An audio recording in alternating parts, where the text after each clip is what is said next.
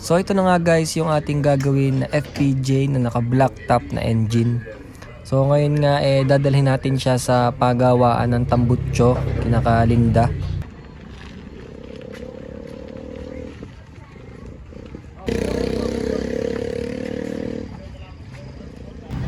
Hinila nga natin siya gamit ang ating Hilux kasi hindi pa siya nagana. Pero nakabitan na namin siya ng mga preno, kaya hinila na lang natin. Safe pa din naman yan. Dito kami lagi nagpapakabit ng mga muffler dito sa likod ng McDo Ayala. Yan, naisampa na natin dito ang ating owner. So papaheaders nga natin at hindi ko alam kung anong kakabit na muffler dito, pero sabi ng daddy wag yung sobrang ingay. Ayan, so babalikan nga natin siya next week. Ito natin tatapusin. So ayan nga guys, nandito na ulit tayo. So tapos na nga gawin agad. Bale 3 days to ginawa dito. Yan, ari ang ating headers. So silipin natin sa ilalim yung kinabit nating Tambutso. Yan, ito yung kinabit nating muffler.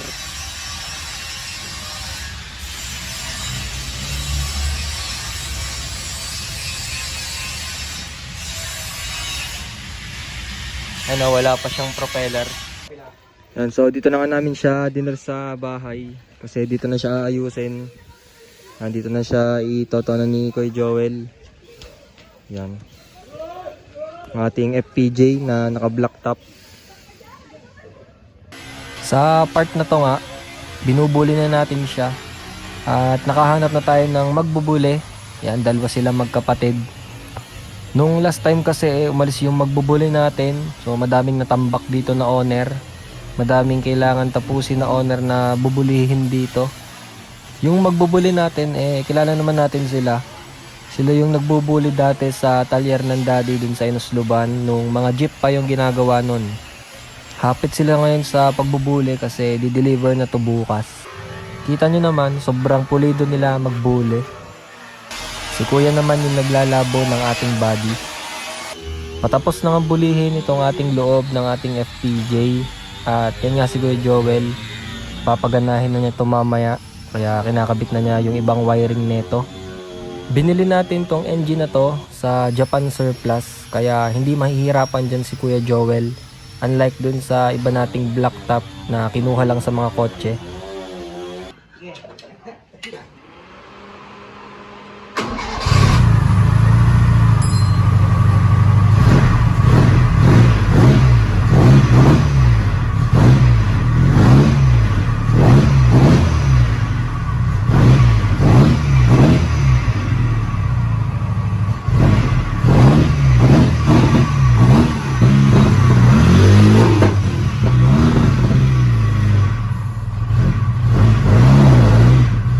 Ngayon naman ibababa na natin to para makita natin yung tindig niya.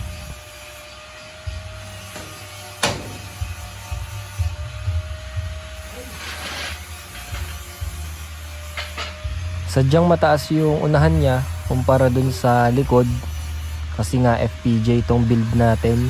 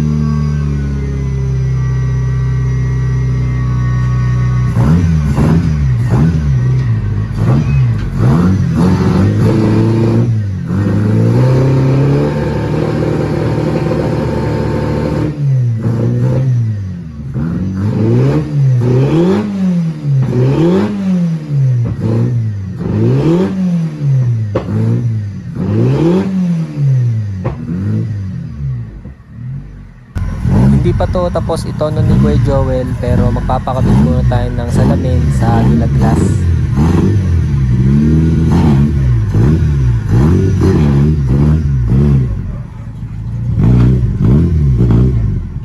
Nakakamot eh. Is na. So guys, bale ngayon nga magpapakabit tayo ng windshield. So syempre magpapagas muna tayo. So shoutout sa ano bang gas station to? Maxfill, yan. Tanyo naman guys, FPJ, naka black top yan si Kuya Makmak. Tapos mamaya pagkatapos natin magpakabit nga ng windshield, itotono na ni Kuya Joel. Kasi bukas di-deliver na namin to, January 13 yan. Di-deliver natin sa Rizal.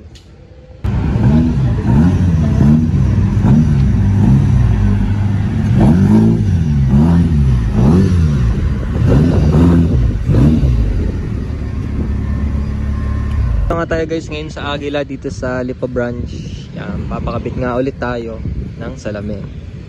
Yan, susukatan na ni Kuya Mac.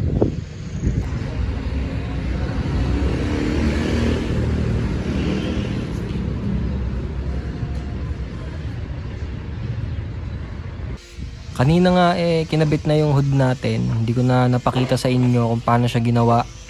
Ngayon nga bubutasan natin para nakakapit siya sa cowl.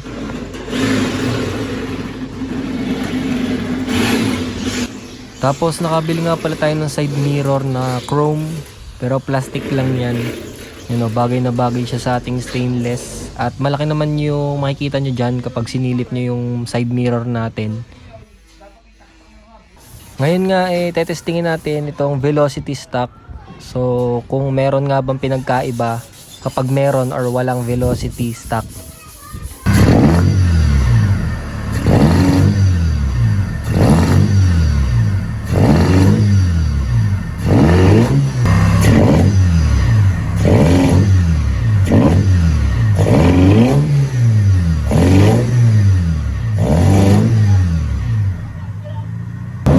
Ito na yung final tuning na gagawin ni Kuya Joel kasi mamaya tetestingin na natin siya sa labas.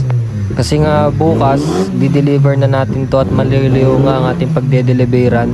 Malapit yun sa Mall of Asia.